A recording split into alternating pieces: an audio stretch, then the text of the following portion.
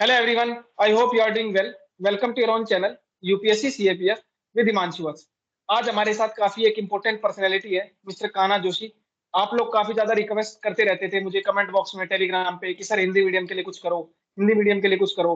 तो आज हम एक ऐसे पर्सन को लेकर के आए हैं जिन्होंने अपना एग्जाम हिंदी मीडियम से क्वालिफाई किया, चाहे वो रिटर्न हो चाहे वो इंटरव्यू हो, और इन्होंने ऑल इंडिया रैंक 16 भी हासिल करी है। ये हिंदी मीडियम के टॉपर भी है और ओवरऑल भी आप देख सकते हैं इनकी रैंक भी काफी अच्छी है, इनके मार्क्स भी काफी अच्छे हैं। तो आज हम कान्हा सर के साथ बातचीत करेंगे, उनसे पूछेंगे कि क्या चैलेंजेस उन्होंने फेस किए, कैसे उन्होंने हिंदी मीडियम के अंदर अपनी प्रिपरेशन करी, उनका बेसिक बैकग्राउंड क्या था, क्या वो डिफेंस एस्पिरेंट थे, क्या वो सिविल सर्विसेज और डिफेंस दोनों की प्रिपरेशन कर रहे थे, और आगे उनके क्या प्लान्स है ये भी देखेंगे। तो चलते हैं, शुरू करते हैं, कान्हा सर से पूछते हैं। आप अभी वीडियो को लाइक कर दो, शेयर कर दो एंड चैनल को सब्सक्राइब जरूर करना। बात करते हैं कान्हा सर से कि कैसे उनकी प्रिपरेशन जो है जर्नी रही, क्या उनका बैकग्राउंड था। तो सबसे पहले कान्हा सर आपको कॉन्ग्रेचुलेशन कि आपने ऑल इंडिया रैंक 16 हासिल करी और आप हिंदी मीडियम के टॉपर भी हैं। तो मैं पूछना चाहूंगा कि आपको कैसा फील हो रहा है, लाइक ये रैंक 16 इतने सारे स्ट्रगल के बाद आपको जो रैंक 16 मिली है, काफी अच्छा ही फील हो रहा होगा ऑब्वियसली, बट आप अगर ये स्टूडेंट्स को बताना चाहे तो। हाँ, हिमांशु भाई बहुत अच्छा महसूस हो रहा है। ये तो आप समझ ही सकते होंगे, आपकी रैंक 1 है पूरे एग्जाम को, देश के लेवल पे आपने टॉप किया है तो ये अच्छी फीलिंग होती है जब आप बहुत लंबे समय से मेहनत करते हैं और आप सोचते हैं कि एक दिन ऐसा आएगा जब इसका परिणाम मुझे प्राप्त होगा। और जो घर वालों को प्राउड महसूस होता है इस चीज पर, और आपको जो आपका जो कॉन्फिडेंस बूस्ट होता है और आपको मौका मिलता है एक प्रेस्टिजियस सर्विसेज में जाने का, वहां पर फोर्सेज में जाने का और आपको देश की सेवा करने का। तो ये सारा मिक्स्ड इमोशन है, काफी बढ़िया बेहतर महसूस होता है इसमें। तो यही अभी तो वर्तमान में ऐसी अच्छी फीलिंग चल रही है ये रिजल्ट के बाद की। तो कान्हा हाँ। सर अब हम आपसे जानना चाहेंगे कि आपने, आपका बेसिक बैकग्राउंड क्या है, आपने ग्रेजुएशन, आपने अपनी स्कूलिंग वगैरह कहाँ से करी है, आप कहाँ से बिलोंग करते हैं, एंड सीएपीएफ के अंदर आपके कितने अटेम्प्ट्स हुए हैं, इसके अलावा और भी एग्जाम अगर आपने दिए हो तो जो आप स्टूडेंट्स को बताना चाहें तो वो आप बता सकते हैं। हाँ, तो बेसिकली मैं तो अल्मोड़ा डिस्ट्रिक्ट है उत्तराखंड राज्य में। मैं वहाँ का मूल निवासी हूँ। वहीं से ही मैंने अपनी 12वीं तक की पूरी शिक्षा की थी। पहले 5th तक मैंने शिशु मंदिर से पढ़ा था यहाँ। उसके बाद मैंने विवेकानंद इंटर कॉलेज है यहाँ पर, उसमें पढ़ाई की थी। तो ये टोटल स्कूलिंग जो हुई है वो हिंदी मीडियम में ही हुई है, हिंदी माध्यम में ही हुई है। उसके बाद मैंने 12वीं के बाद जो है यहाँ पर एक स्टेट यूनिवर्सिटी है, GB Pant university of agriculture and technology, Pantnagar में है वो लोकेटेड, जो कि उधम सिंह नगर डिस्ट्रिक्ट में पड़ता है उत्तराखंड में। वहां से मैंने मैकेनिकल इंजीनियरिंग करी और 2019 में मेरी मैकेनिकल इंजीनियरिंग पूरी हुई। उसके बाद मेरी जॉब लगी थी एक प्राइवेट सेक्टर में, मैंने वहां पर कुछ समय काम किया। और ज्वाइन करने से पहले मैंने एक बार सीएपीएफ का अटेम्प्ट दे दिया था, क्योंकि मुझे लगा था कि वो केवल उस समय में उसी एग्जाम के लिए एलिजिबल था। 20 साल के आसपास उम्र थी, तो उसमें सीएपीएफ में एलिजिबल हो सकते थे, तो ज्यादा पढ़ाई नहीं की थी पर दे दिया था। तो ऑब्वियसली वो सिलेक्शन तो होना ही नहीं था उसमें, तो हुआ भी नहीं। और उसके बाद मैंने जॉब ज्वाइन कर ली थी। फिर लेकिन कुछ समय जब मैंने कुछ महीने काम किया तो मुझे लगा कि मुझे जो है गवर्नमेंट सर्विसेज की ओर आना चाहिए। पहले से भी रुझान तो था ही, लेकिन कुछ फैमिली सर्कमस्टेंसेस की वजह से, व्यक्तिगत कारणों की वजह से जॉब ज्वाइन कर ली थी। फिर मुझे लगा कि जब वो चीजें स्टेबलाइज होगी तो मुझे लगा कि अब मैं जॉब छोड़ता हूँ, मैं तैयारी शुरू करता हूँ। तो मैं अपनी दीदी के वहाँ रहने के लिए चला गया, उनके साथ रहता था मैं, और वहीं पर ही मैंने तैयारी शुरू करी अपनी। मैंने सिविल सर्विसेज के 2 प्री दिए थे शुरू में, वो मेरे मतलब प्री नहीं निकल पाया था शुरू के 2 अटेम्प्ट में। इसके अलावा फिर 2020 का मैंने सीएपीएफ का दिया था, उसका भी मेरा रिटर्न नहीं निकला था। लेकिन 2021 में ये जो था फाइनली मेरा इसका रिटर्न निकल गया था, क्वालिफाई हो गया, फिर फिजिकल क्वालिफाई हो गया था।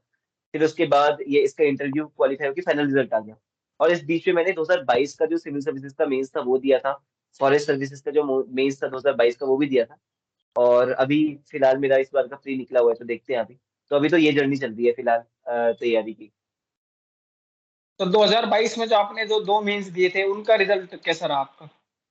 नहीं, उनमें क्वालिफाई नहीं हो पाया था किसी में भी, दोनों मतलब दोनों मेंस में नहीं हो पाया था। ओके ओके, और आप 2023 का मेंस अभी लिख रहे हो? हाँ हाँ, अभी लिखने जा रहा हूँ, तो सितंबर में है। आप जो सिविल सर्विसेज का जो मेंस लिख रहे हैं उसमें भी आपका हिंदी मीडियम है और आपका ऑप्शनल क्या है? नहीं नहीं, उसमें तो मेरा मीडियम अंग्रेजी है, उसमें मैंने पिछली बार चेंज किया था मीडियम। और क्योंकि मतलब 2021 तक मैं हिंदी मीडियम में सारी तैयारी कर रहा था, तभी ये पेपर भी हुआ था रिटर्न का। लेकिन 2022 के आसपास ये ऐसा हुआ था कि मैंने बाकी चीजें, क्योंकि मैं कंटेंट ज्यादा अंग्रेजी में ही कंज्यूम कर रहा था, तो मुझे लगा कि अभी मेरी लेवल ऐसा हो गया कि मैं अंग्रेजी में लिख सकता हूँ करके। तो मैंने सिविल सर्विसेज के लिए केवल स्विच किया था कि इंग्लिश में मैं ऐसे वगैरह लिख पा रहा था। बाकी लेकिन मेरा जो ऑप्शनल है वो हिंदी लिटरेचर है, जो सिविल सर्विसेज। Okay okay. तो जैसे कि आपने देखा कि कान्हा सर ने अपनी जो प्रारंभिक शिक्षा है वो भी हिंदी में की है, और इसके साथ साथ इन्होंने दो अटेम्प्ट जो है सिविल सर्विसेज के वो भी हिंदी से ही भरने चाहे, ऑल्दो उनका मेंस नहीं आया। और इसके साथ-साथ इस बार का जो ये मेंस है वो भी लिख रहे हैं हिंदी मीडियम के हिंदी लिटरेचर को ऑप्शनल लेते हुए और इन्होंने सीएपीएफ का जो एग्ज़ाम जिसमें ऑल इंडिया रैंक 6 हासिल की है, ये भी इन्होंने हिंदी मीडियम में ही लिखा था। तो सर सबसे पहले जी। तो आप हम आपकी स्ट्रैटेजी के बारे में जानना चाहेंगे कि आपने पेपर 1, पेपर 2 और इंटरव्यू में आपकी किस तरह की स्ट्रैटेजी रही? सबसे पहले हम पेपर 1 के बारे में बात करते हैं कि पेपर 1 की तरफ आपने किस तरह से मतलब प्रिपरेशन की? क्या वो बुक्स आपने इंग्लिश में ही पढ़ी थी या फिर आपने हिंदी में बुक्स पढ़ी थी? और आपका जो है पेपर 1 का किस तरह का प्लान रहता था और क्या आपका स्कोर था? हुँ। तो पहले तो पेपर 1 का जो स्कोर आया था मेरा 151 मार्क्स था, 151 मार्क्स आए थे मेरे। और इसमें ऐसा था कि जो पेपर 1 के लिए पहले बेसिक में सिविल सर्विसेज़ की क्योंकि तैयारी कर रहा था, तो जो अधिकतर सिलेबस तो ओवरलैप्ड ही है। जैसे हिस्ट्री हो गया, ज्योग्राफी, पॉलिटी, इकोनॉमी जो ये बेसिक सब्जेक्ट्स हैं वो आते ही आते हैं इस सीएपीएफ में भी। यहाँ पर कुछ-कुछ सेक्शन है जिस पे आपको अलग से मेहनत करनी पड़ती है। जैसे साइंस हो गया, तो साइंस इसमें अलग आती है, जो सिविल सर्विसेज़ की साइंस होती है उससे काफ़ी अलग है इसकी। इसकी बेसिक साइंस जो आती है वो 9th-10th लेवल की वो पूछी जाती है। इसके अलावा जो करंट अफेयर्स है इसमें कभी-कभार वन लाइनर क्वेश्चन्स पूछे जाते हैं। बजाय इसके कि जो सिविल सर्विसेज में जो स्टेटमेंट बेस्ड सवाल होते हैं उनके बजाय इसमें जो है वन लाइनर ऐसे क्वेश्चन पूछे जाते हैं। फिर जो जो तीसरी चीज़ जो सबसे इम्पोर्टेंट है वो है एप्टीट्यूड की। जैसे जो इस पे एप्टीट्यूड भी होता है और इस पे एक चीज़ है कि इस पे 125 सवाल आपको करने होते हैं 2 घंटे के समय में और जिसमें मैथ्स के भी 20 के आस-पास सवाल हैं। तो इसमें टाइम मैनेजमेंट भी एक अलग इश्यू हो जाता है। तो यहाँ पर जो है दोनों चीज़ें वेरी करती हैं। दोनों और एक और चीज़ है कि जो इकोनॉमिक्स है वो सिविल सर्विसेज की जो होती है वो मैक्रो इकोनॉमिक्स की तरफ इंक्लाइंड होती है। इस पे कभी-कभार माइक्रो इकोनॉमिक्स के ज़्यादा सवाल आ जाते हैं और इकोनॉमिक्स पे उतना वेटेज नहीं होता है इस पेपर में। तो ये चीज़ें जो है पहले हमें अंतर को समझना पड़ेगा इसका और जो मेरी स्ट्रैटेजी थी वो उन एस्पिरेंट्स के लिए हेल्पफुल होगी जो कि सिविल्स और सीएबीएफ के साथ में जाते हैं क्योंकि मेरा भी सेम था। तो सबसे पहले मेरी जो सिविल्स का जो बैकग्राउंड था वो मेरा ठीक था कि मेरे को पता था कि मैंने अपनी फाउंडेशन जो है पूरी कर रखी है, ये जो सब्जेक्ट्स है एक बार पूरे करके। उसके बाद मैंने उसमें एक और काम किया था कि जब मैंने हर एक जो सब्जेक्ट है उसमें मैंने बेसिक जो कंटेंट था उसको पूरा कर लिया था। उसके बाद मैं यूपीएससी के जो विभिन्न एग्ज़ाम के जो पीवाईक्यूज़ थे, उनको सॉल्व करता था। और उसको करने के बाद जैसे कुछ ऐसा लगा कि मुझे नई चीज़ है या ये वैल्यूएशन करना चाहिए, तो उसको मैं अपने जो बुक था, जो स्टैटिक सोर्स था, उसमें कहीं कहीं पर वो मेंशन कर देता था कि लिख देता था। तो उससे वो कोर्स जो कॉम्प्रिहेंसिव हो जाता था पूरा कोर्स। पूरा जो सिलेबस था मेरा कॉम्प्रिहेंसिव हो जाता था। इसके अलावा जो ये बाकी एक्स्ट्रा चीज़ें, जैसे जो साइंस है और जो ये एप्टीट्यूड है और जो हमारा ये बाकी मैथ्स हो गया, मैथ्स और एप्टीट्यूड हो गया और ये जनरल स्टडीज़ जो कि वन लाइनर आती है। तो इसके लिए मैंने स्पेसिफिक सोर्सेज़ का इस्तेमाल कर लिया कुछ-कुछ, ताकि मतलब ये पोर्शन मेरा कवर हो जाए और बाकी फिर मैंने मॉक लगा दिए कुछ पेपर से कुछ समय पहले, तो मेरा पेपर उनका लगभग-लगभग इससे तैयार हो गया था। तो ये मेरी पेपर वन की स्ट्रैटेजी थी। तो जैसा कि आपने देखा कि सर ने क्या बताया कि मेनली पेपर 1 के लिए आपको और मैं भी हमेशा अपनी वीडियो में बोलता आया हूँ कि पेपर 1 को क्लियर करना है तो उसके लिए आपको पैटर्न समझना पड़ेगा। सिविल सर्विसेज की तैयारी करने वाले के लिए पैटर्न डिफरेंट है, सीडीएस की तैयारी करने वाले के लिए पैटर्न डिफरेंट है और सीजीएल की तैयारी करने वाले के लिए डिफरेंट है। इधर साइंस एंड टेक्नोलॉजी की बजाय जनरल साइंस आती है, उधर मैक्रो इकोनॉमिक्स आती है, इधर माइक्रो इकोनॉमिक्स आती है। करंट अफेयर्स उधर डीप के आते हैं, इधर वन लाइनर करंट अफेयर्स आते हैं। तो यही सर ने भी बताया कि आपको ये पैटर्न अच्छे तरीके से एनालाइज करना है और एक बार आपने वो पैटर्न समझ लिया, तो 180, 150 कुछ नहीं है ये, आप 200 भी टच कर सकते हो और किया भी है लोगों ने। हाँ। 201 नंबर भी लेकर के आए हैं एग्जाम के अंदर, पेपर 1 के अंदर 250 में से। तो ये थी ओवरऑल पेपर 1 की स्ट्रेटेजी सर की, जिसमें इन्होंने प्रीवियस ईयर क्वेश्चन के ऊपर भी ज्यादा फोकस रखा और सिर्फ सीएपीएफ की ही नहीं, सीएपीएफ के साथ साथ सिविल सर्विसेज और सीडीएस के भी क्वेश्चन जो है जो उन्होंने प्रैक्टिस किए, कुछ स्टेट पीसीएस के भी क्वेश्चन फॉर श्योर देखे होंगे। तो ये है मेनली तो पेपर 1 का। बाकी बुक लिस्ट आप सभी को पता है, सबकी सेम ही है। History, polity, geography, economy, environment, science and tech, sorry science, maths and reasoning, current affairs and आपकी इकोनॉमी। तो ये सारे आपके सब्जेक्ट हैं। थोड़ा बहुत डिफेंस और कंप्यूटर का भी है जो कि आप पढ़ सकते हो। अब बात करते हैं सर का पेपर 2 का, क्योंकि पेपर 2 ही मेन चैलेंजिंग थिंग है और पेपर 2 के अंदर सर के मार्क्स जो है वो काफी अच्छे हैं। लाइक मेरे मार्क्स जो है वो 93 है, मेरे दूसरा अटेम्प्ट था, एक बार 91, दूसरी बार 93 और सर के जो मार्क्स है वो 99 मार्क्स है। तो सर से पूछते हैं कि पेपर 2 में इन्होंने किस तरह से प्रिपेयर किया, क्या सोर्सेज इन्होंने फॉलो किए, इन्होंने हिंदी मीडियम का जो चैलेंज था उसको कैसे टैकल किया। इसके साथ साथ जो सर ने हिंदी मीडियम का बेसिकली मीनिंग क्या है, जो सीएपीएफ एग्जाम है इसमें मतलब क्या है हिंदी मीडियम होने का, क्या आप पूरा पेपर हिंदी में लिख सकते हो या कुछ पार्ट हिंदी में लिख सकते हो, तो वो सर से जानने की कोशिश करेंगे। हाँ, तो इसमें जो पेपर 2 है, उसमें हिंदी मीडियम का मतलब ये नहीं है कि आप पूरा पेपर हिंदी में लिख सकते हैं। इसमें केवल ऐसे आप जो 4 ऐसे आते हैं, उसको आप हिंदी में लिख सकते हैं। ये हिंदी मीडियम का पहले तो मतलब है। उसके बाद आप अगर हिंदी मीडियम है आपका, आपने चूज़ किया है, तो इसका मतलब ये नहीं है कि आपको अंग्रेज़ी में कुछ नहीं लिखना। आपको अंग्रेजी में पूरा पेपर बाकी अंग्रेजी में लिखना है, लेकिन ऐसे से आप जो है बहुत अच्छा लीड ले सकते हैं। वो कैसे मैं आपको बताऊंगा। पहले हम ये समझते हैं कि जो हिंदी मीडियम के एस्पिरेंट्स हैं उनको ये करना चाहिए कि सबसे पहले आपको अंग्रेजी समझ में आनी चाहिए, उसके लिए आपको प्रयास करना पड़ेगा। क्योंकि आप जो कंटेंट पढ़ेंगे वो कहीं ना कहीं आप जब अंग्रेजी समझेंगे तभी तो लिख पाएंगे। जैसे रिपोर्ट राइटिंग है, आर्गुमेंट राइटिंग है, इसके अलावा हमारा प्रेसी राइटिंग है, कॉम्प्रीहेंशन है। तो ये सारी चीजें जो है इनको आपको अंग्रेजी में ही लिखना है। तो इसके लिए क्या होगा, पहले आपको अंग्रेजी के सोर्सेज भी कुछ ना कुछ पढ़ने पड़ेंगे, तभी आपकी वोकेबलरी वो डेवलप होगी। तो आप क्या कीजिए, पहले तो अंग्रेजी का जो डर होता है वो उस चीज को पहले खत्म कीजिए कि अगर मैं हिंदी मीडियम से हूँ तो मैं अंग्रेजी समझ ही नहीं पाऊंगा। ये इसको खत्म कीजिए। और दूसरा, हिंदी के प्रति जो हीन भावना अगर आप हिंदी मीडियम के आपके अंदर है कि यार मैं इन बाकी लोगों से शायद कमतर हूंगा, तो इसको भी हटा दीजिए। दोनों ही चीजें इसके लिए खतरनाक है। तो पहले तो ये करना है कि अंग्रेजी समझनी है, जो कंटेंट है उसको अंग्रेजी में थोड़ा बहुत कंज्यूम करना है, जो करंट अफेयर्स आता है और जो बाकी जीएस की चीजें हैं। तो जैसे मैं पढ़ाई जो थी अपनी अंग्रेजी में करता था मोस्ट ऑफ द टाइम, लेकिन उसके साथ साथ जैसे जो बेसिक टर्म्स होते थे, जैसे ऐसे में कभी आपको, जैसे सोवरेनिटी है तो उसके लिए आपको संप्रभुता का इस्तेमाल करना पड़ेगा शब्द का। ठीक है। और इंटीग्रिटी है, उसके लिए आपको अखंडता शब्द का इस्तेमाल करना पड़ेगा। तो जो शब्दों को आपको हिंदी में लिखना ही पड़ेगा, तो वो कीवर्ड जो है आप नोट करके रख लीजिए कि यार कुछ सब्जेक्ट से कुछ ही बेसिक कीवर्ड्स होते हैं। तो कीवर्ड्स आपको हिंदी में पता होने चाहिए, बाकी आप कंटेंट जो है वो अंग्रेजी में पढ़ लें। अब जो पढ़ लेंगे उसके बाद क्या है कि बेसिक आपको लिखना आना चाहिए। तो उसके लिए आप प्रैक्टिस कीजिए। जैसे आप अंग्रेजी में अभी शुरू में नहीं लिख पाते, तो आपको ज्यादा प्रैक्टिस करनी पड़ेगी, जाहिर सी बात है। तो आप ये कोशिश करें कि पहले ये ना करें कि मुझे 1 घंटे में हर चीज लिख देनी है। पहले आप एक बेसिक रिपोर्ट उठाइए, बेसिक आर्ग्यूमेंट उठाइए, उसको लिखिए। उसमें अपनी गलतियां देखिए कि ग्रामेटिकल मिस्टेक्स क्या क्या हुई हैं, आप इसको कैसे बेहतर तरीके से लिख सकते थे, कौन से पॉइंट्स ऐड कर सकते थे। तो आप धीरे धीरे करेंगे तो आपको लगेगा कि आपकी ये जो राइटिंग स्किल है अंग्रेजी की वो भी इंप्रूव हो रही है। अब जो ऐसे है, जो आप हिंदी मीडियम के लोग जो है लीड ले सकते हैं, वो ऐसे ले सकते हैं, क्योंकि देखिए ऐसे जो होता है वो बुकलेट के सबसे शुरुआत में लिखा हुआ होता है, मतलब उसके लिए स्पेस सबसे शुरुआत में दी है। तो अगर आपने ऐसे अच्छे लिख दिए हैं, तो इसका मतलब ये होगा कि आपको जो एग्जामिनर होगा ना वो पीछे के क्वेश्चंस में भी अच्छे मार्क ही देगा। वो जनरली ह्यूमन साइकोलॉजी ऐसे वर्क करती है कि अगर आपके आगे आपने बहुत अच्छा लिख दिया तो उसको लगेगा कि यार इसके पास कंटेंट तो है लिखना। जैसे 2021 तक मैंने मेंस नहीं दिया था यूपीएससी का, लेकिन मुझे पता था कि मैं ऐसे ठीक लिख सकता हूँ, क्योंकि जैसे आपको क्या है कि आप हिंदी मीडियम से हैं, तो आपको पोएट्री कुछ कुछ याद होंगी या दोहे याद होंगे। तो उनको उन कपलेट्स का इस्तेमाल जो है, या फिर कोई कोई ऐसे कोट है हिंदी की, वो याद करनी थोड़ी आसान होती है, तो उनको आप उनसे शुरुआत कर दीजिए, कोई भी ऐसे है तो। उसके अलावा जो फैक्ट वगैरह है उनको आप मेंशन कर दीजिए। और जो हिंदी है इसमें जो ये एनेक्डोट्स हैं, जो कहानियां थोड़ी सी जो ऐसे की शुरुआत में अगर आप पहले पैराग्राफ में बना सकें और और कंक्लूजन में उसको कनेक्ट कर सकें, तो ये चीजें कुछ कुछ छोटी छोटी ट्रिक है, अगर आपने इस्तेमाल कर ली तो आप हिंदी मीडियम में अच्छी लीड ले जाएंगे। क्योंकि इंग्लिश में ऐसा है कि कोट्स याद करनी कठिन है, इसके अलावा पोएट्री याद करनी कठिन है, लेकिन हिंदी में वो चीज आसान है क्योंकि बचपन से पढ़ते हुए आ रहे हैं। तो यहाँ पर आपने अगर उनका इस्तेमाल कर लिया अच्छे से, तो आप यहाँ पर थोड़ी एज ले सकते हैं। इसके अलावा आप इंग्लिश में तो राइटिंग की प्रैक्टिस कीजिए, और ये मत सोचिए कि मैं अंग्रेजी सीख नहीं सकता, या ये इस हीन भावना को त्याग दीजिए। आप अंग्रेजी का कंटेंट पढ़िए, उसको समझने की कोशिश करिए, अल्टीमेटली वो भाषा ही है। तो इस तरीके से आप पेपर 2 में और प्रैक्टिस कीजिए खूब सारी। अगर आप डिफेंस के एस्पिरेंट है तो आपको लिखने की उतनी आदत नहीं होगी, अगर सिविल सर्विस के हैं आपको लिखने की आदत होगी। तो इसलिए आपको कंप्लीट तो दोनों से ही करना है, तो इसलिए आप लिखने का बहुत प्रैक्टिस कीजिए अपने हिसाब से, जैसा आपको लग रहा है। तो जैसे मुझे उतनी करने की जरूरत नहीं पड़ती, क्योंकि मैं आंसर राइटिंग कर रहा था, बस मैंने फॉर्मेट्स वगैरह देखे थे, काफी उनकी प्रैक्टिस करी थी, उसके बाद चीजें करी थी, तो तब मुझे फायदा हो गया था। तो ये मेरी पेपर 2 की स्ट्रेटेजी थी जनरली। तो ओवरऑल सर अगर इसको शॉर्ट में अगर हम देखें, तो मेनली आपने फोकस किया राइटिंग के ऊपर, जो कि आप हिंदी में लिख रहे हो, और थोड़ा थोड़ा इंग्लिश हाँ में भी लिख रहे हो, क्योंकि आपने आर्ग्यूमेंट रिपोर्ट तो इंग्लिश में लिखने हैं।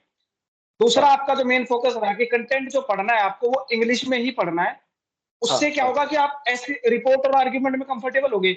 लेकिन जो कुछ ऐसे कीवर्ड्स हैं जिनको अगर आप हिंदी में लिखते हो तो यूजफुल है, लाइक हिंदी में लिखते वक्त ऐसे को आप सोवरेनिटी तो लिखोगे नहीं। तो आपने जो हम्म संप्रभुता बताया, इस तरह के कीवर्ड्स की आपको एक हिंदी की वोकेबलरी बेसिकली डेवलप करनी पड़ेगी, आपका ये कहना है। और हाँ इसके हाँ साथ साथ बेसिकली ये भी है कि आप हिंदी मीडियम जो है उसमें सिर्फ ऐसे लिख सकते हैं, बाकी सारा पेपर आपको इंग्लिश में ही लिखना पड़ेगा। अच्छा सर, बिल्कुल एक और बिल्कुल। डाउट होता है स्टूडेंट का यहाँ पे कि पेपर 2 में जो आप हिंदी मीडियम की बात कर रहे हो ऐसे में, क्या उसमें कोई इंग्लिश वर्ड भी आ सकता है हिंदी के अंदर? हिंदी के ऐसे में क्या हम्म। आप इंग्लिश का कोई वर्ड यूज कर सकते हैं? देखिए जो इसमें कुछ कुछ जैसे क्या होता है ना, इसमें आइडिया सिचुएशन है। आइडिया सिचुएशन तो ये है कि अगर अगर कोई बहुत ही क्लिष्ट शब्द है, मतलब बहुत ही कठिन शब्द है, तो जाहिर सी बात है कि आपको पता नहीं है कि एग्जामिनर को एक दिमाग में वो चीज क्लिक करेगी नहीं करेगी, वो क्या उसको वो चीज समझ में नहीं आएगी। तो आप अगर इस चीज से वो करना चाहते हैं, इस चीज के लिए आप इंग्लिश का इस्तेमाल करना चाहते हैं, तो आप क्या कीजिए कि हिंदी में उस शब्द को लिखिए, ब्रैकेट में उसका इंग्लिश वाला वो भी लिख लीजिए। लेकिन अगर ये सिचुएशन नहीं आ रही है, आप हिंदी का वर्ड भूल गए, तो आप देवनागरी स्क्रिप्ट में आप उसका इंग्लिश में वहां पर लिख दीजिए और उसको। बेसिकली बेसिकली हाँ, मतलब ये हो गया, आपका मतलब ये हो गया कि अगर हमें टेक्नोलॉजी लिखना है तो हाँ, TECH नहीं लिख के जो हिंदी में हाँ, टेक्नोलॉजी लिखोगे वो लिखना है। ठीक है, यही हाँ, मैं इंग्लिश में भी बोलता हूँ कि अगर कोई बच्चा इंग्लिश मीडियम का है और मैं बोलता हूँ कि मैं हिंदी के श्लोक्स यूज करता था, लेकिन वो जो श्लोक्स है वो इंग्लिश हिंदी में नहीं लिख रहा हूँ मैं, उनको भी मैं इंग्लिश वर्ड्स का यूज करके लिख रहा हूँ, हुँ, लाइक जिसको हुँ, हम इंग्लिश बोलते हैं, हुँ, तो उसी हुँ, में। तो ये आई होप कि आपका ये डाउट जो है वो क्लियर हो गया होगा कि अगर आप हिंदी के भी हैं तो इंग्लिश के वर्ड यूज हो सकते हैं, लेकिन उनको लिखना देवनागरी स्क्रिप्ट के अंदर ही है। हाँ। टेक्नोलॉजी को टे और और ए की मात्रा सुन के लिखना है टेक्नोलॉजी को, ना कि आपका TECH करके लिखना है। बस, मतलब आइडियल सिचुएशन तो ये है कि आप मतलब वो करें कि अगर आपको दोनों दोनों के टर्म्स पता होने चाहिए। आइडियल जैसे मेरा कंडीशन क्या थी कि जैसे अगर मुझे सकल घरेलू उत्पाद पता है, तो मुझे पता है कि इसको ग्रॉस डोमेस्टिक प्रोडक्ट GDP बोलते हैं।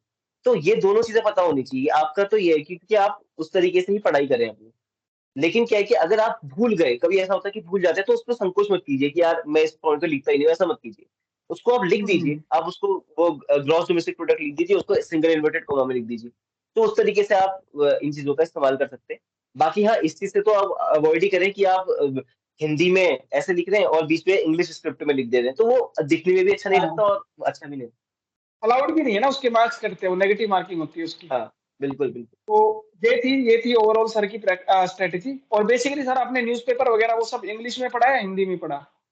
वो मैंने अंग्रेजी में ही पढ़ा क्योंकि उससे बहुत सारे फायदे हो जाते हैं। जैसे मान लीजिए, क्योंकि मैं तो सिविल्स का फिर बाद में इंग्लिश में दिया है, तो मतलब ये था कि मुझे अपनी और वो आजकल का जितना समय चल रहा है, तो हिंदी नो डाउट, जैसे इंटरव्यू में तो मुझे हिंदी ने ही नंबर दिलाया है। मैं ये मान सकता हूँ कि मुझे हिंदी मतलब जो मेरे व्यक्तित्व है उसको सबसे मुझे भी अच्छे तरीके से मैं हिंदी में ही ज़ाहिर कर सकता हूँ।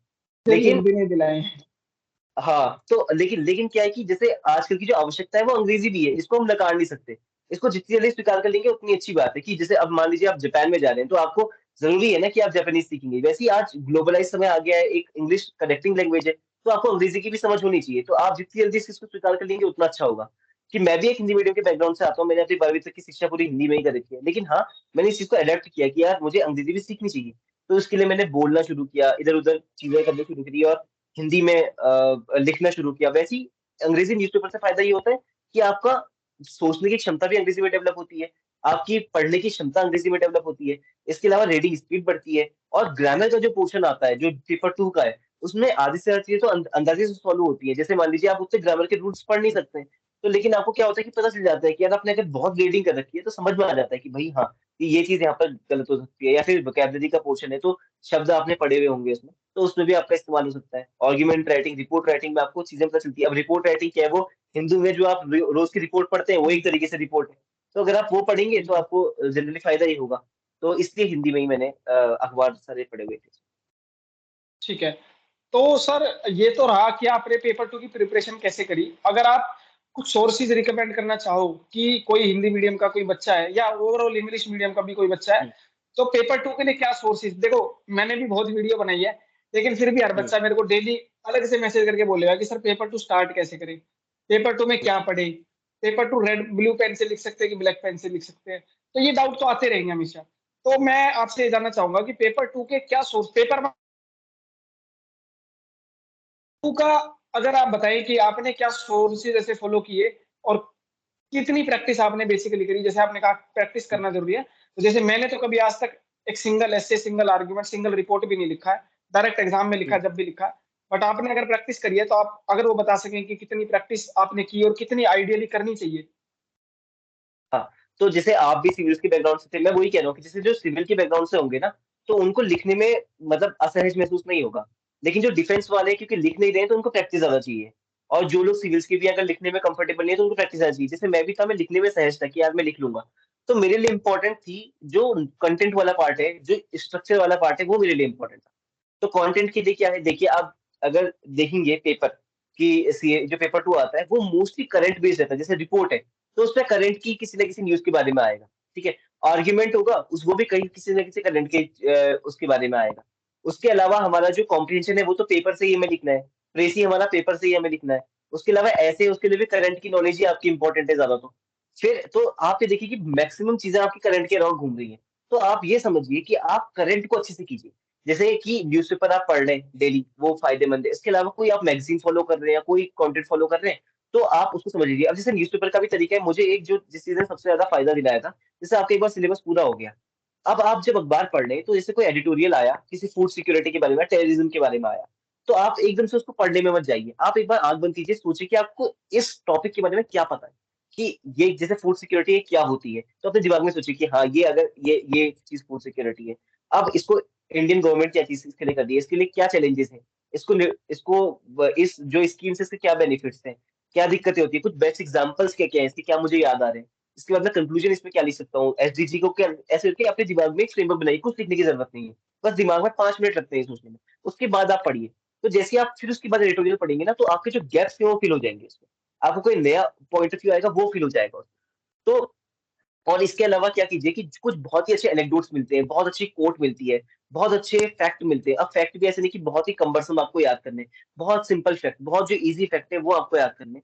तो आप उनको करके ये चीज़, अब इसका अंदाज़ा कैसे मिलेगा कि क्या चीज़ इम्पोर्टेंट है, वो पीवाईक्यू से मिलेगा, कि क्या रिपीटेड थीम्स है जो पूछी जा रही हैं, क्या टॉपिक पे चीज़ पूछी जा रही है, इंटरनल सिक्योरिटी का कितना वेटेज चल रहा है, क्या करंट अफेयर्स का वेटेज चल रहा है, चाइना पे कितने क्वेश्चन आ रहे हैं। ये आप पिछले साल के पेपर आप देखिए, उनको करने का प्रयास कीजिए। तो इससे धीरे-धीरे क्या होगा कि आप आपको पता, तो मेरे हिसाब से तो करंट करंट अफेयर्स जो आपकी बेसिक एक बार स्टैटिक पूरा हो गया, बाकी मेन जो पोर्शन आता है वो करंट अफेयर्स से आता है पेपर 2 में, जिसको आप करके अच्छे से कर सकते हैं। बाकी जो ग्रामर है, ग्रामर के लिए आप कोई यूट्यूब की वीडियो, पहले तो ग्रामर सॉल्व कर लीजिए आप सीईपीएफ के, उसके बाद देखिए कि क्या-क्या टॉपिक्स इसमें ज़्यादा पूछे जा रहे हैं। अब जिनमें आप कुछ तो होंगे जो आप सही कर ले रहे होंगे, अब कुछ में आपको दिक्कत हो रही होगी। जो दिक्कत हो रही है उसकी यूट्यूब में बहुत सारी वीडियोज़ पड़ी हुई है, कोई एक वीडियोज़ आप पकड़िए, उससे आप देख लीजिए।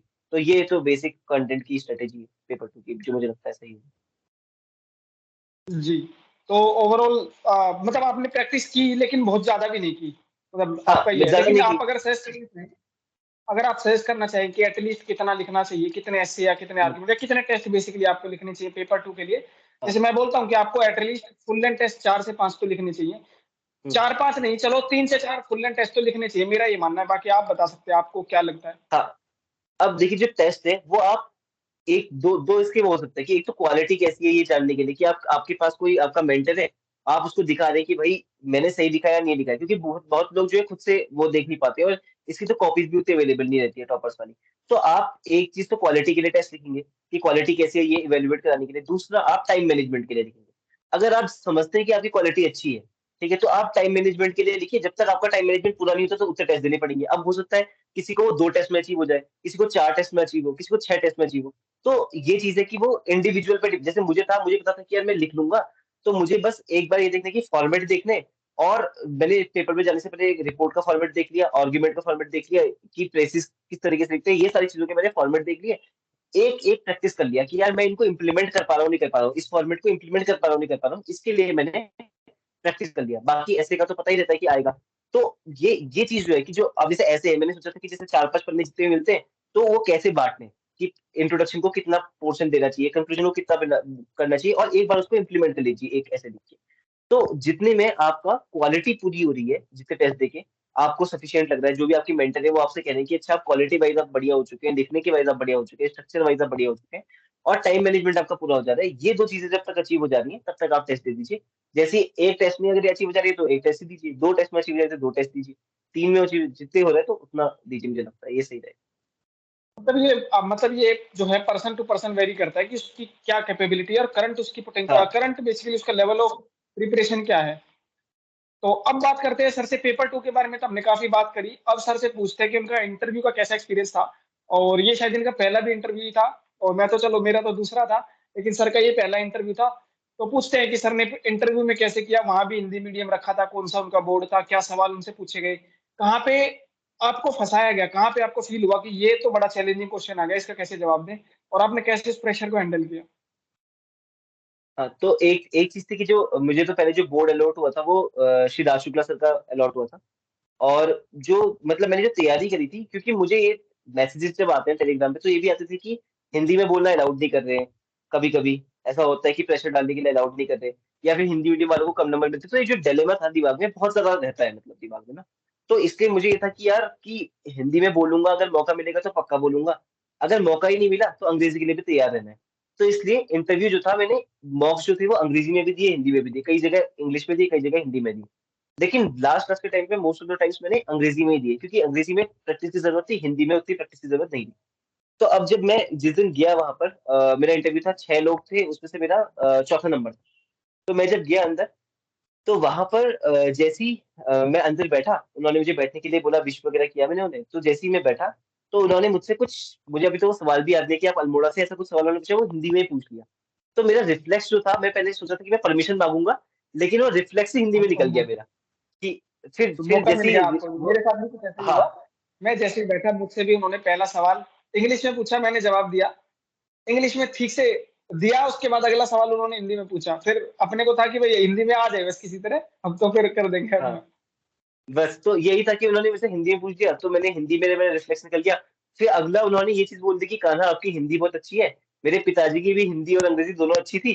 तो आप, तो उसके लिए पहले पहले बधाई। अब मैं इससे कॉन्फिडेंस बहुत बूस्ट हो गया कि यार मतलब इतना बड़ा इंसान है, और ऐसी बात, मतलब इससे वो तो कंफर्टेबल करने के लिए कहते हैं वैसे, लेकिन कॉन्फिडेंस के लिए बहुत अच्छा था उस समय।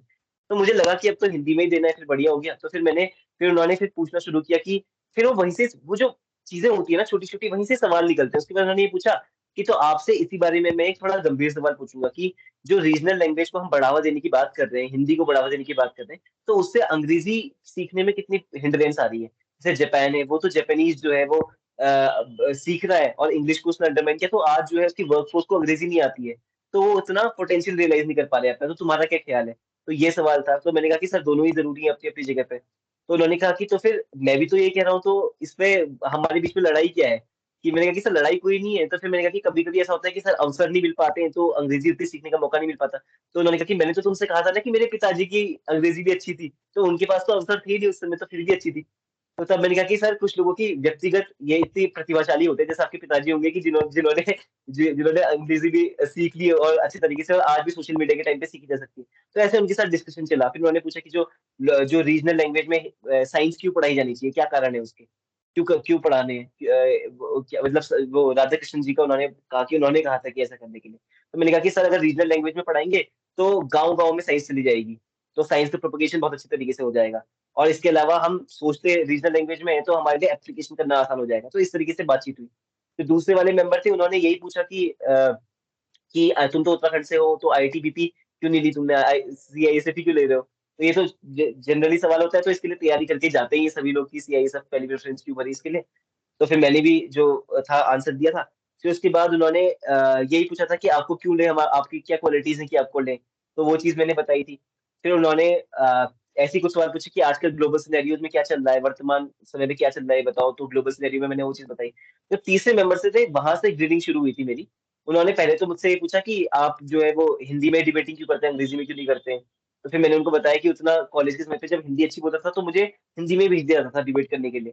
तो लेकिन अब मैं करूंगा, मैंने कहा था कि अब मैं अंग्रेजी में मेरे को मौका मिलेगा तो मैं करूंगा ऐसे करके। तो उन्होंने जो ग्रेडिंग शुरू करी, उन्होंने यहाँ से की कि उन्होंने कहा कि जो माइग्रेशन है, उसके समाधान क्या है उत्तराखंड में जो माइग्रेशन हो रहे हैं। तो मैंने उनको कहा कि होम स्टेज, मैंने एक नाम दिया कि होम स्टेज हम बना सकते हैं जो टूरिज्म साइट्स है वहां पर, तो उससे बेहतर होगा।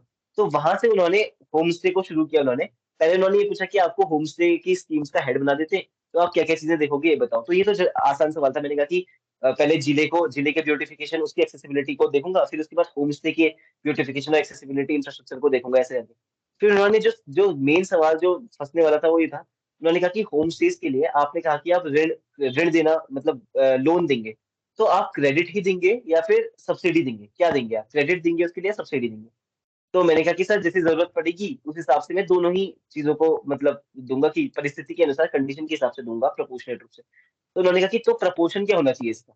अब ऐसे में ना नंबर नंबर जो मांगना शुरू हो जाते हैं, तो बहुत डर लगता है, क्योंकि आप नंबर कुछ गलत ही दे सकते हो।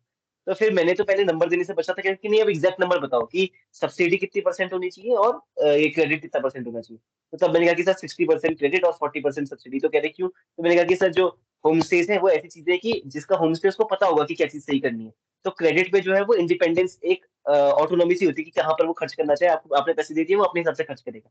तो कह रहे कि तो फिर 40% सब्सिडी क्यों? तो मैंने कहा कि सर कभी कभी ऐसा होता है कि जैसे सरकार को पता है कि जैसे टॉयलेट खराब हो रहे हैं, तो यहाँ पर अगर टॉयलेट्स बना दिए तो लोग ज्यादा आना शुरू हो जाएंगे। तो इसलिए उन्होंने टॉयलेट्स बनाने के लिए सब्सिडीज देना शुरू कर दिया, तो इसलिए 40%। तो फिर उन्होंने पूछा कि अच्छा हर एक सोशल सेक्शन के लिए ये होगा या किसी के लिए बदलोगे भी ये? मैंने कहा कि सर जो डाउन ट्रोडन है, जो अनअवेयर होंगे इसके लिए, तो उनके लिए सब्सिडी का पोर्शन ज़्यादा करूँगा क्योंकि उसमें सरकार हैंड होल्डिंग कर सकती है, उनको अपने हिसाब से पता नहीं कि क्या करना है।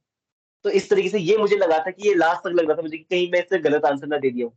फिर लास्ट में जो फाइनल जो मेंबर थे, वो उनको इसलिए बैठाया था शायद कि वो हर चीज़ को वो कर रहे थे, मतलब काउंटर कर रहे थे। मैं जो भी चीज़ बोल रहा था उसको उन्होंने काउंटर ही किया शुरू से लास्ट तक, कि उत्तराखंड बनाया, गलत ही बना दिया तुमने, क्या क्या फ़ायदा हुआ उत्तराखंड बना के, कि ऐसे तुमने फालतू में बना दिया, अभी यूपी देखो कितनी प्रोग्रेस कर रहा है, तुम क्या कर रहे हो?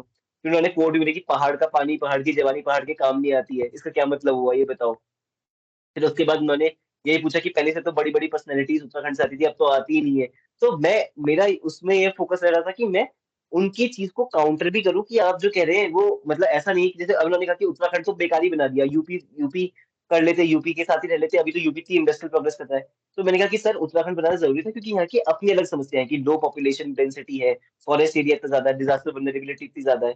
लेकिन हाँ, मतलब जो कि अभी क्या है कि जैसे इंडस्ट्रियल प्रोग्रेस भले ही उत्तराखंड की कम हो सके लेकिन टूरिज़्म की प्रोग्रेस बहुत ज़्यादा हो सकती है।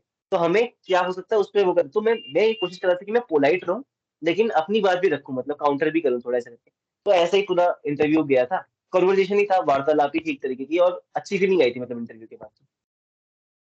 तो मेन जैसे सर ने बताया कि इंटरव्यू के अंदर इनका इंटरव्यू भी हिंदी में था, कन्वर्सेशनल था, थोड़ा-सा पोलाइट रहना है, हम्बल रहना है, ट्रुथ एंड कॉन्फिडेंस जो है आपके अंदर होना चाहिए, खुद पे ट्रस्ट रखना, सच्चाई बोलना और यही मेन चीज़ें हैं जो आपके इंटरव्यू में चाहिए, बाकी नॉलेज सबके पास होती है, जो भी रिटन एग्ज़ाम 2-3 बार क्वालीफाई करके वहाँ तक पहुँचा है, हर कोई नॉलेज उतनी तो रखता ही है। तो सर के इंटरव्यू के मार्क्स के बारे में बात करूँ तो 116 मार्क्स थे, जो कि वन ऑफ द हाईएस्ट हैं और मेरे ख्याल से शायद सेकंड हाईएस्ट है, हाईएस्ट 120 है, सेकंड शायद 116 है। तो सर के सेकंड हाईएस्ट मार्क्स है इंटरव्यू के अंदर, तो इंटरव्यू के अंदर भी काफ़ी कुछ आपको इससे सीखने को मिल सकता है इस सेशन से। अब लास्ट में बात करते हैं कि सर ने क्या चैलेंजेस फेस किए और इस ओवरऑल प्रिपरेशन के दौरान जो भी इनके चैलेंजेस थे बेसिक बेसिक और इसके साथ-साथ सर का फ्यूचर का प्लान क्या है, वो उसके बाद फिर इस सेशन को एंड करते हैं। तो चैलेंजेस तो हिमांशु भाई 2 तरीके के हो सकते हैं मुझे लगता है। पहला तो ये है कि जो एकेडमिक चैलेंजेस हैं, जो मतलब जो दिख रहे हैं मटीरियल चैलेंजेस हैं और दूसरे होते हैं साइकोलॉजिकल चैलेंजेस जो कि बहुत ज़्यादा रोल प्ले करते हैं। तो पहली की हम बात करते हैं जो मटीरियल से रिलेटेड है तो आप देखिए कि हिंदी मीडियम के होते हैं तो काफ़ी ज़्यादा ऐसा लगता है कि जब अंग्रेज़ी आप शुरू में करते हैं ना तो बड़ा फ्रिक्शन आता है क्योंकि आपकी जो मेन चीज़ें हैं आप सोच अंग्रेज़ी इसका बहुत फ़र्क पड़ता है कि जैसे मैंने देखा है कि जो मेरे अंग्रेज़ी मीडियम के भी बच्चे तैयारी करते हैं साथ के, तो उनका ये रहता है कि जब वो आंसर राइटिंग करते हैं या लिखते हैं तो उनका दिमाग जो होता है वो अंग्रेजी में ही सोचता है, वो थॉट प्रोसेस ही अंग्रेजी में करता है। लेकिन हिंदी मीडियम के ज़्यादातर बच्चों का ये रहता है कि आप यहाँ से आए बैकग्राउंड से और हिंदी में ही आपके विचार चल रहे हैं। आप खाली बैठे तो हिंदी में विचार चल रहे हैं, आप आंसर आया तो सबसे पहले हिंदी में विचार चल रहे हैं, तो आप पहले उसको ट्रांसलेट करेंगे। ट्रांसलेट करने के बाद ब्यूटीफाई करेंगे, उसके बाद लिखेंगे। तो ये इतना हिंड्रेंस जो होता है वो पेपर कंप्लीट भी नहीं हो पाता कई बार, इस चीज़ की वजह ये से। तो कोऑर्डिनेशन का वो हो गया कि लाइक एक चैलेंज तो ये हो गया कि हिंदी इंग्लिश का जो कोऑर्डिनेशन लेकर के चलना है, हाँ, ये एक बड़ा चैलेंज है। ठीक है। ये चैलेंज हो गया। उसके बाद दूसरा जो मटीरियल है कि जैसे आप देखिए कि अंग्रेज़ी का जो मटीरियल है वो ज़्यादा कॉमन चलता है और हिंदी की मटीरियल जो है या तो मतलब वही बहुत ही चलता है कम्बरसम। हाँ, सीएपीएफ में तो शायद मेरे ख्याल से हिंदी का कुछ है भी नहीं। हाँ, तो कोई भी अवेलेबल नहीं कराता है। उसके लिए ये है कि अंग्रेज़ी आप पढ़िए, उसके बाद कीवर्ड जो मैंने कहा कि आप उसको खोज लीजिए। अब जो दूसरा जो मेजर चैलेंज आता है, वो है साइकोलॉजिकल चैलेंज। जैसे क्या होता है कि तैयारी में जाते हैं, आप देखिए कॉम्पिटिशन कितना ज़्यादा है। इस बार तो कट ऑफ भी इतनी ज़्यादा चली गई, इसकी उम्मीद ही नहीं थी मतलब किसी को भी ना, जो ग्रुप पे डिस्कशन चलते थे, वो 300 ते बिल्कुल। 335 40 50 मेरा चलते थे और खुद 45 मेरा खुद का पार ही चली प्रेडिक्शन गई फेल हो गया। मैंने बिल्कुल। मैंने प्रेडिक्शन 125 किया था पेपर 1 का, टोटल किया था 215 का और फाइनल किया था 335 का। ये 10-10 नंबर ज़्यादा चला गया हर चीज़ के अंदर। हाँ, तो इतना इतना खतरनाक तो कॉम्पिटिशन हो गया। अब इसमें हो सकता है कि जो पहली बारी में आ रहे हैं, बच्चे जो अभी तैयारी करना शुरू कर रहे हैं, वो सोचे कि यार मैं तो पहले में ही फोड़ दूँगा। ऐसा ख़्याल आता है, हमारे दिमाग में भी था कि यार हम तो ऐसा कर देंगे भाई, जैसे ही तैयारी में आते हैं तो ऐसा लगता है कि बस मेरे लिए रुकी थी सारी तैयारियाँ, सारे एग्ज़ाम, अब मैं आ क्लियर गया कर हूँ। दो। अब मैं सब खत्म कर दूँगा। लेकिन ये ऐसे रियलिटी कभी-कभी नहीं होती। जैसे मेरे को 2 पहले प्री में भी कोई सक्सेस नहीं मिली। मैं बहुत सारे एग्ज़ाम मैंने थे भी जिसमें मैंने भी अपने इस जर्नी में एक लाइन सीखी है और वो ये है कि आप कितने बड़े 30 मार का क्यों ना हो, पहले अटेम्प्ट में तो यूपीएससी आपका घमंड तोड़ता है। हाँ, दूसरे अटेम्प्ट पे आपको सिखाता है कि हाँ भैया वैसे करना है, लेकिन वो घमंड तोड़ना ज़रूरी है। बिल्कुल, मेरा भी टूटा है, मुझे पता है। मैं भी बिल्कुल, बहुत बिल्कुल। पहले हाँ। मैं शुरुआत से ही बढ़िया करता आया हूँ, लेकिन जब यूपीएससी में बैक टू बैक फेल हुए, तो मेरा भी घमंड टूटा कहीं न कहीं। हाँ, सही तो फिर अब ऐसा ना कि जैसे पिछली बार मेंस था, अब मेंस में बहुत मेहनत करी मैंने, मीडियम भी चेंज किया था, बहुत ज़्यादा मेहनत करी, लेकिन नहीं हो पाया किसी कारणवश नहीं आया नंबर। तो मतलब और इसका इतना केस वगैरह चल रहा था, तो ऐसा हो गया कि मतलब बिल्कुल टूट फॉरेस्ट का था। अब मेरे साथ तो एक और खतरनाक चीज हुई कि जैसे जो मेरा इंटरव्यू था 6 तारीख को था, 6 नवंबर के आसपास को था, और 3 तारीख को इंटरव्यू वो हो गया, और उसके बीच में क्या था ना कि मेरे को फॉरेस्ट फॉरेस्ट की मेंस की तैयारी करनी थी, उसमें दोनों ऑप्शन लगे थे मेरे लिए। तो अगर ये इंटरव्यू का नहीं आता ना, तो मैं शायद पढ़ लेता उनको इतने लेवल तक का कि निकल जाता, क्योंकि 1100 बच्चों का निकलता है फॉरेस्ट का प्री, तो उसके बाद वो आसान रहती है कॉम्पिटिशन आगे। लेकिन मैं इंटरव्यू को तरजीह दी, मैंने कहा कि यार इसका फाइनल स्टेज है तो कर लेता हूँ, तो लेकिन नहीं हुआ। तो ऐसी मतलब इतनी अनएक्सपेक्टेड चीजें हो जाएंगी कि आपको बिल्कुल तोड़ेंगी, वो आपके हालात होंगे। उसके अलावा जो जो सोसाइटल प्रेशर होता है वो बहुत ज्यादा इम्पेक्ट डालता है, कि लोग जो है आपको देख रहे हैं, बड़ी परेशानी हो जाती है अंदर से। ऐसा लगता है कि कमरे के अंदर ही बंद है बहुत समय से। वो जो फीलिंग्स हैं, वो जो बातें हैं, आपको ये ध्यान रखना पड़ेगा कि आपके हाथ में बस आपका काम करना है। अगर पहले मैं भी इस चीज पे भरोसा नहीं करता था जब तक मेरा कोई रिजल्ट नहीं आया, लेकिन जैसे ही रिजल्ट आया तो मुझे एक चीज क्लियर हो गई कि जब आप हर एक स्टेज पर ये कॉन्फिडेंट हो ना कि आपने अपना बेस्ट दे रखा है। जैसे मैं कहीं और भी बात कर रहा था कि जब 151 नंबर उतने अच्छे नहीं है कि जितने 170 180 नंबर ला रखे हैं बच्चे, 99 नंबर उतने अच्छे नहीं है कि 100 के 110 के पार भी बच्चे नंबर लेके आ रखे हैं। इंटरव्यू में एक नो डाउट अच्छे हैं, पर इसमें ये है कि ये बात है कि मुझे इतना पता है कि जिसमें फिजिकली मैं उतना दौड़ भाग करता नहीं था, लेकिन मैंने फिजिकल के टाइम पे बहुत मेहनत करी कि यार मेरा फिजिकल में मैं वो ना हो कि यार मैं फिजिकल में बाहर ना हो जाऊं। तो मतलब मैं खेलता भी नहीं था क्योंकि, लेकिन मैंने इतनी ज्यादा मेहनत करी है, इतना दौड़ा भागा हूं, मेरे लिए सबसे चैलेंजिंग वही पार्ट था। तो उसमें क्या है कि ये सब चीजें करी मैंने, हर एक स्टेज पे अपना बेस्ट दिया। फिर मैं भले ही मैं लोग आपसे भी, आपके साथ भी बात हुई होगी मैसेज में कि यार कट ऑफ कैसी जाएगी, पूछता रहता था मैं कि यार क्या लग रहा है आपको कि हमारे स्कोप है, ये ऐसी बातें होती रहती थी। तो लेकिन लास्ट में ये हुआ कि मुझे जो लगता है जो इम्पोर्टेंट थी वो था कि आपने हर स्टेज में अपना बेस्ट दिया, बस बात खत्म है। अगर ये चीज है तो आपको आज नहीं तो कल, कल नहीं तो परसों रिजल्ट मिलेगा। तो इसीलिए ये चीज रहना कि प्रेजेंट में रहना है, और ये चैलेंज है मेन साइकोलॉजिकल कि आपको सोसाइटी की बातों से ज्यादा परेशान नहीं होना, अपना काम करते रहना है, अपना अपने आप को इम्प्रूव करते रहना है थोड़ा थोड़ा, अपने ऊपर कॉन्फिडेंट रहना है, अपने ऊपर डाउट ही रखना है। तो ये बातें मुझे लगता है कि ये चुनौतियां हैं, इसका समाधान भी यही है। तो ये है। मेन मेन बात ये है कि चिल रहना अपना, कोई कुछ क्या बोल रहा है कुछ बस फर्क नहीं पड़ता। मुझे देख लो पिछले बिल्कुल 1 साल से यूट्यूब के कमेंट में इतना कुछ आता है, कोई सही भी बोलता है, कोई खराब भी बोलता है, कोई गाली भी देता है, लेकिन अपने को फर्क ही नहीं पड़ता। पड़ता भी है तो टाइप करते हैं कमेंट, डिलीट कर देते हैं, खत्म। तो बिल्कुल बिल्कुल। ऐसे में आपको बस पॉजिटिव रहना है और अपनी प्रिपरेशन करते रहना है। अच्छा सर, एक लास्ट चैलेंज इससे रिलेटेड मैं पूछना चाहूंगा कि ये सोशल मीडिया और जो गर्लफ्रेंड वगैरह है, ये सब ये भी आपके लिए चैलेंज रहा है या कुछ था ही नहीं ऐसा कुछ? जैसे अब होता है ये ना सोशल बहुत ही मीडिया बिल्कुल सब्जेक्टिव end चीज है। पे कर देते हैं।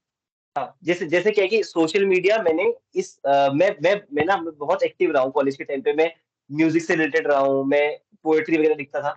तो मैं थोड़ा एक्सट्रोवर्ट ही रहा हूँ कि इन चीजों के मामले में मैं कॉलेज के टाइम पे भी बहुत सारा अलग अलग प्लेटफॉर्म्स पे परफॉर्मेंस वगैरह दिया करता था।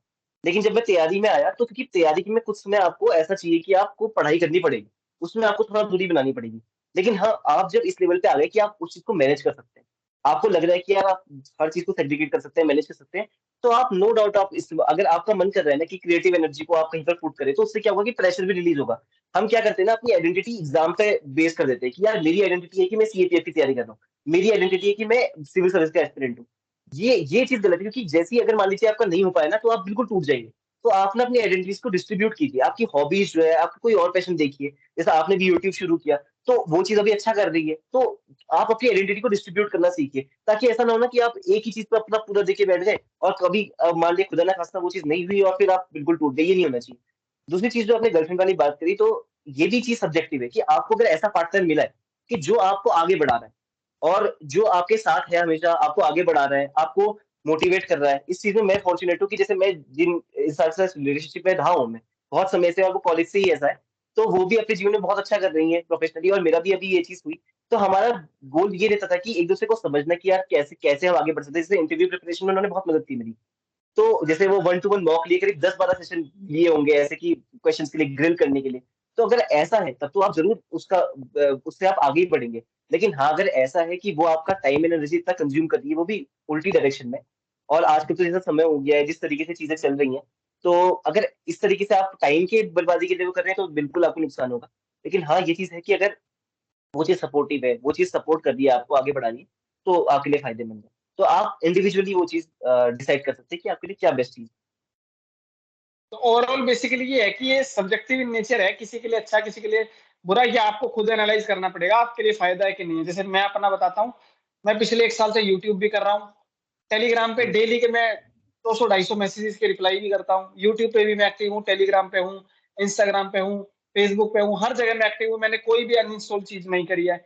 और इसके साथ-साथ जैसे सर ने बताया, वो भी मैं अच्छे तरीके से हम अपना मैनेज करते आ रहे हैं। तो कोई कोई ऐसा प्रॉब्लम नहीं, बस आप पे डिपेंड करता है, आप कितने वो हो। कई बार हम ब्लेम दूसरों पे डाल देते हैं कि उसकी वज़ह से हुआ, बट कमी आप में थी, आपने अपना डायरेक्शन सही से चूज़ बिल्कुल। नहीं किया। वो आपको समय बर्बाद नहीं करवा रहा है, दूसरा पार्टनर जो है, आप खुद कर रहे हो। तो वो चीज़ हाँ, आपको सीखनी चाहिए। तो ये ओवरऑल चैलेंजेस थे जो सर ने करे, ये सर की पूरी प्रिपरेशन स्ट्रैटेजी थी। फाइनली सर आपका फ्यूचर का प्लान क्या है कि सीआईएसएफ में जाएँगे, उसके वहाँ मज़े करेंगे और उसके बाद फिर आगे तैयारी-वैयारी करनी है या फिर यहीं खत्म करना है, हो गया बस बहुत हो गया? नहीं, नहीं, ये तो है कि बहुत समय से तैयारी कर रहा हूँ, तो अभी तो मतलब जॉब करने मैंने तो अपना दिमाग बना लिया था। अभी क्या हुआ था कि जब फ्री हुआ था तो मेरा उतना अच्छा हुआ नहीं था, ज़ाहिर-सी बात है कि मतलब उतना ऐसा लग नहीं रहा था कि हो जाएगा। क्योंकि इस बार थोड़ा ऐसा ही था कि थोड़ा डाइसी था, सभी के लिए डाइसी था वो पेपर। और तो अभी क्या हुआ कि मैंने ये सोच लिया था कि मैं ट्रेनिंग पे जाऊँगा, अब मैं अपना काम शुरू करता हूँ बढ़िया और जब तक का बीच का समय है तो मैं सोच रहा था कि कुछ जो क्रिएटिव काम मैं करता हूँ उसको रिज़्यूम करूँ। पर ये अभी ऐसा हो गया कि रिज़ल्ट आया, इसमें हो गया, तो मैंने ये सोचा कि मेरा आखिरी अटेम्प्ट होगा ये वाला, जो मैं अभी मेंस दूँगा। उसके बाद अगर इस पे होता है तो बढ़िया है, अगर देखते हैं कि वो और डाइवर्स अपॉर्च्युनिटी मिल जाएँगी। अगर नहीं होता तो फिर ये सीआईएसएफ सर्विस बढ़िया है, अपना इस पे काम करेंगे, थोड़ी तो अपॉर्च्युनिटी बेसिकली मिलेगी। आप भी अपने आगे की तैयारी कंटिन्यू रखेंगे। मैं भी कोशिश करूँगा कि आगे की तैयारी थोड़ी की जाए क्योंकि इंसान मेरा भी यही मानना है सर की तरह ही, इंसान को रुकना नहीं चाहिए। अगर बिल्कुल। उसको उसके अंदर वो पोटेंशियल है, वो कैपेबिलिटी है, तो क्यों ना वो ट्राई करे।